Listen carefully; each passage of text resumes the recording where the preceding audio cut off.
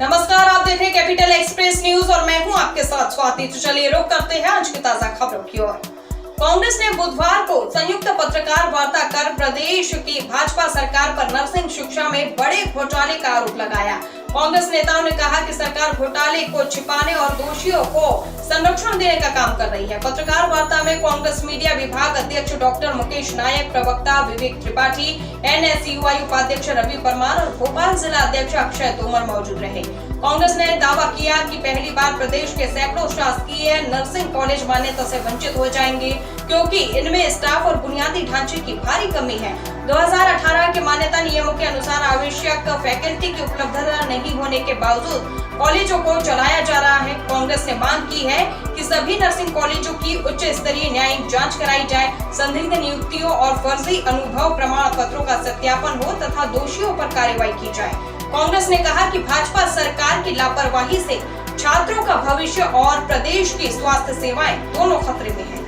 शासकीय नर्सिंग कॉलेजों को लेकर आज हमने पत्रकार वार्ता की है और पत्रकार वार्ता के माध्यम से आज हमने मध्य प्रदेश के सरकारी नर्सिंग कॉलेजों में जो फैकल्टियों में गड़बड़ी है, वो मध्य प्रदेश के 13 शासकीय नर्सिंग कॉलेज हैं, जिसमें भोपाल के 3 शासकीय नर्सिंग कॉलेज है, जिसमें Gandhi medical, BHRC, Bhopal memorial, Pandit Khushilal, इन तीनों के नर्सिंग कॉलेजेस है। और इन नर्सिंग कॉलेजों में ना तो प्राचार्य हैं, ना ही उपचार्य है, ना ही शासन के नियम अनुसार फैकल्टी है। इसको लेकर हम लंबे समय से शिकायत कर रहे हैं, लेकिन शासन और नर्सिंग काउंसिल इस पर ध्यान नहीं दे रहा। वहीं 10 नर्सिंग कॉलेज अन्य जिलों के हैं, उसमें कई नर्सिंग कॉलेजेस ऐसे हैं जैसे अमरकंटक का शासकीय नर्सिंग कॉलेज, उसके बाद आप एक बुंदेलखंड का सागर नर्सिंग कॉलेज, जबलपुर का शासकीय नर्सिंग कॉलेज। इन कॉलेजों में नियमानुसार फैकल्टी नहीं है, मात्र कुछ 4-5 कॉलेजेस ऐसे हैं जिनमें 1 और 2 फैकल्टी हैं। ऐसे में मध्य प्रदेश के लाखों छात्रों के भविष्य के साथ खिलवाड़ किया जा रहा है।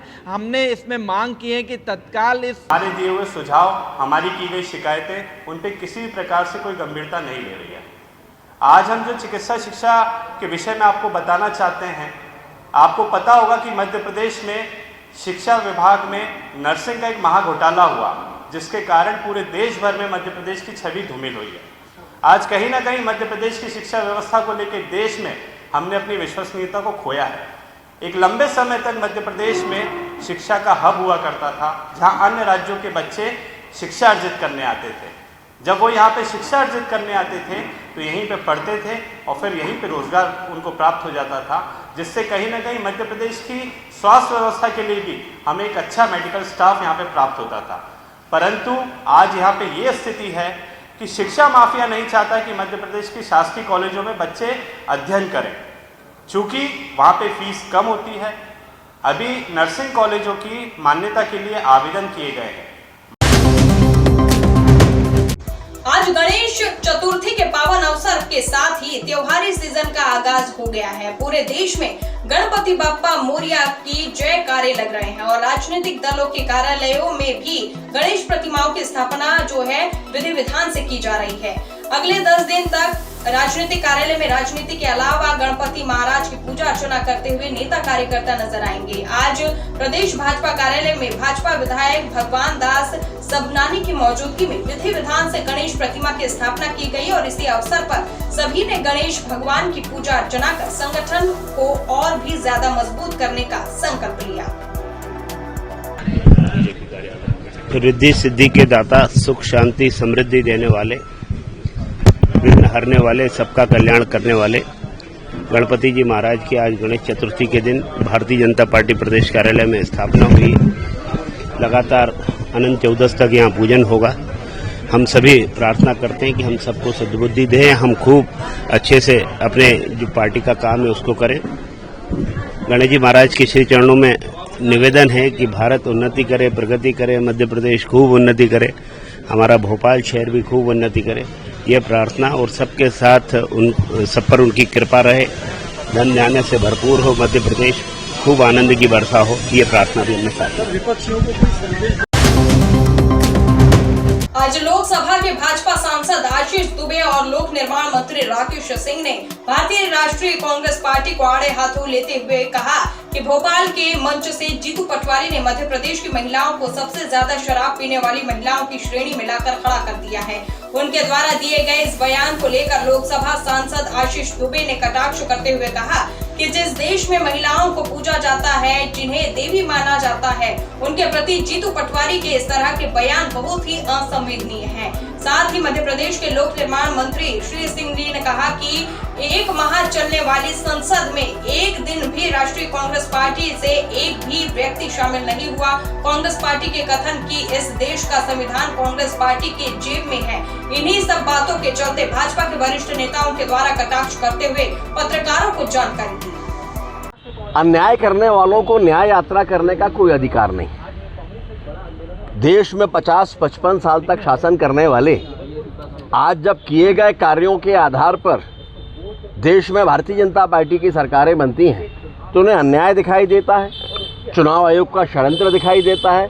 इनकी सरकारें इसी दौरान बन जाती हैं तो वो सही है। सीधी सीधी बात यह है कि ये अपनी आंतरिक कमियों को छिपाने के लिए तरह तरह के बातों को लेकर, तरह तरह के विषयों को लेकर मूल विषय से डाइवर्ट करने के लिए ऐसे संदर्भ लेकर आते हैं जिनका सच्चाई से कोई लेना देना नहीं। देश की संवैधानिक संस्थाओं पर ये उंगली करते हैं, उंगली खड़ा करते हैं और उनको कटघरे में खड़ा करने की कोशिश करते हैं। ये दुर्भाग्यपूर्ण है। अगर तीज का व्रत कर रही हैं और दुर्भाग्य ये है कि राहुल गांधी के नेतृत्व वाली कांग्रेस के प्रदेश के अध्यक्ष जीतू पटवारी ये कह रहे हैं कि महिलाएं शराबी होती हैं। इससे ज़्यादा दुर्भाग्यपूर्ण स्थिति कुछ नहीं हो सकती। माताओं बहनों का अपमान ये कांग्रेस की संस्कृति का हिस्सा बन चुका है। देश का अपमान कांग्रेस की आदत बन चुकी है। जिस पार्टी का नेतृत्व सोनिया गांधी और प्रियंका कर रही हैं, उस पार्टी में उनके एक प्रदेश अध्यक्ष का ये बयान, क्या सोनिया जी और प्रियंका जी इस बयान का समर्थन करेंगी? और अगर वो उस बयान का समर्थन नहीं करती हैं तो सार्वजनिक रूप से उन्हें इसकी निंदा करना चाहिए और जीतू पटवारी से इस्तीफा लेना चाहिए या उनको पार्टी से निकालना चाहिए। ये दुर्भाग्यपूर्ण है, लेकिन होना कुछ नहीं है। बेशर्मी के साथ वो इस बयान के साथ आगे बढ़ते रहेंगे, विषयों को डाइवर्ट करते रहेंगे, लेकिन देश की मात्र शक्ति और देश की जनता इस बयान के लिए कांग्रेस को धिक्कारना कभी बंद नहीं करेगी। भाई साहब, आज न्याय यात्रा लेकर जबलपुर जीतू पटवारी क्या बोल गए? दुश्मन बन गए हैं महिलाओं के। तो मुझे लगता है कि आपके प्रश्न में ही आपका उत्तर छुपा हुआ है। आपने भी इस बात को माना कि उन्होंने कुछ ऐसा तो बोला है जिसके कारण वो महिलाओं के दुश्मन बन गए हैं। जिस देश में नारी की पूजा होती हो, मैंने पूर्व में भी कहा कि जहां हम भारत को अपनी माँ मानते हैं और भारत माता कहकर संबोधित करते हैं, और आज जबकि हम जिस महाकौशल क्षेत्र में रह रहे हैं, यहाँ तो हम सभी जानते हैं कि आज महिलाएं तीज का निर्जला व्रत रख रही हों। इतनी सम्मानित हमारे लिए महिलाएं होती हैं और इस तरीके का कृत्य कांग्रेस और कांग्रेस के द्वारा ही किया जा सकता है, क्योंकि उनकी संस्कृति, उनके संस्कार, उनके चरित्र यही रहे हैं। और इसके पूर्व में भी जीतू पटवारी के पहले भी कई कांग्रेस के नेताओं ने इस तरीके का नारी अपमान, महिलाओं का अपमान करने के काम पहले भी हुए हैं। लेकिन आज जो उन्होंने अपमान की पराकाष्ठा की है, मुझे लगता है कि आने वाले समय में इनको ना मातृशक्ति माफ़ करेगी, ना इस देश की जनता माफ़ करेगी। इस्तीफा ले लेना चाहिए। आप लोग इस्तीफे की मांग कर रहे हैं क्या? देखिए, मैं तो ये मानता हूँ कि जो शब्द उन्होंने कहे हैं उनको सार्वजनिक जीवन से संन्यास ही ले लेना चाहिए। न्याय यात्रा भी लेके आ रहे हैं, वो जबलपुर में निकल रही है। न्याय यात्रा इनको निकालने का कोई अधिकार नहीं है। मैंने अभी इसके पहले भी कहा कि 1 महीने संसद का सत्र चला, एक दिन भी कांग्रेस ने संसद का सत्र नहीं चलने दिया। ये ना प्रजातंत्र पर विश्वास करते हैं, ये संविधान को जेब में रखने की प्रयास जो करते हैं। आप सभी ने देखा होगा कि जब चुनाव हुए 2024 के बाद, तो ये शपथ लेते समय सब जेब में संविधान रखे थे। हम लोग भी यही मानते हैं कि संविधान जिसको हम माथे से लगाते हैं, हमारे यशस्वी प्रधानमंत्री जी ने, जिन्होंने इस कार्यकाल में सबसे पहले जाके माथा टेका जिस संविधान पे, ये कांग्रेस के लोग जेब में संविधान रखकर चलना चाहते हैं और ये आए भी थे और ये उसी हिसाब से इस देश को चलाना चाहते हैं। मुझे नहीं लगता कि ये प्रजातांत्रिक व्यवस्था में विश्वास रखने वाले लोग हैं। जबलपुर संभाग के छिंदवाड़ा, सौसर और पांडुना क्षेत्र में शराब माफिया के खिलाफ अभियान चला रही गुलाबी गैंग की मध्य प्रदेश, छत्तीसगढ़ और महाराष्ट्र की कमांडर पूर्णिमा वर्मा को लगातार जान से मारने की धमकियां मिल रही है। सुरक्षा की कोई ठोस व्यवस्था न होने से परेशान होकर पूर्णिमा वर्मा जबलपुर आईजी के पास पहुंचे और सुरक्षा की मांग को लेकर आवेदन सौंपा।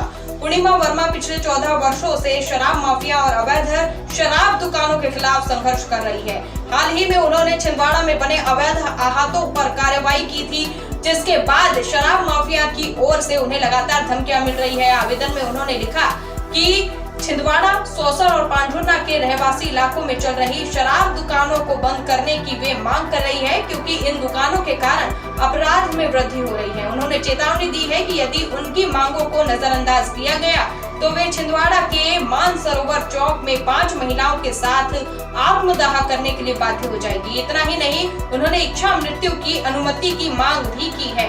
इस शिकायत की प्रतियां प्रधानमंत्री, राष्ट्रपति और राष्ट्रीय महिला आयोग, मानव अधिकार आयोग और डीजीपी को भी भेजी गई है। जी बताएं, क्या शिकायत लेके आज आईजी ऑफिस आए, क्या हुआ? मैं विगत कई सालों से छिंदवाड़ा ज़िले में जो अवैध अहाते चल रहे हैं, जो शासकीय शराब की दुकानें मानसरोवर बीच बस स्टैंड में चल रही हैं, जहां बच्चियों का आना जाना है, महिलाओं का आना जाना है, फवारा चौक जहां बच्चियों का आना जाना है, स्कूल है, गर्ल्स कॉलेज के पास है, मंदिर के पास है, विगत कई सालों से चल रही है, जिसको हटाने के लिए मैं कई सालों से प्रयासरत हूँ। लेकिन जब पुलिस ने कार्यवाही नहीं की, निवेदन करने के बाद भी पुलिस जाती है और दुकानें फिर से पुनः खुल जाती हैं, तो मैंने विगत 3-4 दिनों में पूरे अहाते शहर के 4 से 5 अहाते ध्वस्त किए हैं, तोड़े हैं। और आज शराब माफिया मुझे इधर उधर से धमकी दे रहे हैं कि तुम्हारी जान को तुम संभाल के रखना, अगर हमारे खिलाफ मुहिम छेड़ोगी तो तुम जीवित नहीं बच पाओगी। इस तरीके से कहीं कहीं से मेरे पास लगातार धमकियां आ रही हैं। तो आज मैं आईजी साहब के पास में ये आवेदन के साथ पहुंची हूं कि मुझे सुरक्षा प्रदान की जाए मध्य प्रदेश शासन के द्वारा, आईजी साहब के द्वारा, ताकि मैं समाज में अपनी आवाम के लिए रक्षा में नशा मुक्ति अभियान को एक मजबूत तरीके से आगे बढ़ा सकूं और बच्चियों के, महिलाओं के हक में एक स्वच्छ और स्वस्थ वातावरण का निर्माण कर सकूं। कौन लोग हैं ये धमकी दे रहे हैं? ये तमाम शराब माफिया छिंदवाड़ा जिला, पांढुर्ना और सौसर, जहां मेरा ये काम विगत 5 महीनों से लगातार चल रहा है। और इस प्रक्रिया के तहत मुझे आवेश में आके ये निर्णय लेना पड़ा, क्योंकि पुलिस के मना करने के बाद भी अगर ये अहाते चल रहे हैं तो मैं जानना चाहती हूँ कि इन्हें ये खुला संरक्षण किसका प्राप्त है। इनकी दादागिरी इतनी ज़्यादा है शराब माफियाओं की कि ये शहीद अमित ठेंगे जी के सामने ये खुला अहाता चला रहे हैं। बस स्टैंड में 10 खुले अहाते चल रहे हैं। फवारा चौक में गांधी जी की प्रतिमा के पीछे 5 खुले अहाते चल रहे हैं और प्रशासन मौन है, कलेक्टर के संज्ञान में नहीं है। तो मैं जानना चाहती हूँ क्या प्रशासन की इन्हें खुली छूट है जो ये अवैध रूप से अहाते चला रहे हैं। मजबूरी में जनता की सुरक्षा के लिए मुझे ये कड़े कदम उठाने पड़े। मैंने अहातों को ध्वस्त किया।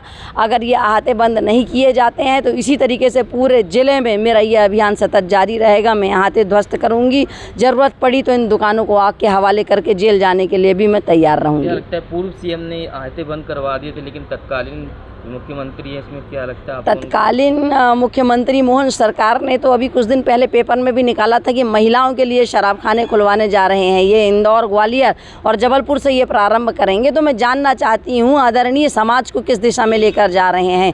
आज हमारे बच्चों का जीवन खतरे में है, नस्लें खराब हो रही हैं। मैं जानना चाहती हूँ, स्कूल बंद हो रहे हैं, शराब अहाते खुल रहे हैं, अस्पतालों में कोई व्यवस्था नहीं है, लेकिन मरीज और शराब से त्रस्त 18 से 19 साल के वर्ष की आयु के नौजवान लगातार हर महीने इनकी मृत्यु का आंकड़ा बढ़ रहा है। ये समाज के सामने, मध्य प्रदेश के सामने ये सवाल है। भारत देश का हृदय मध्य प्रदेश कहा जाता है, जिसे आज ठेका ले डूबा है। नाम आपका? पूर्णिमा वर्मा, कमांडर गुलाबी गैंग, मध्य प्रदेश, छत्तीसगढ़, प्रभारी संपूर्ण महाराष्ट्र।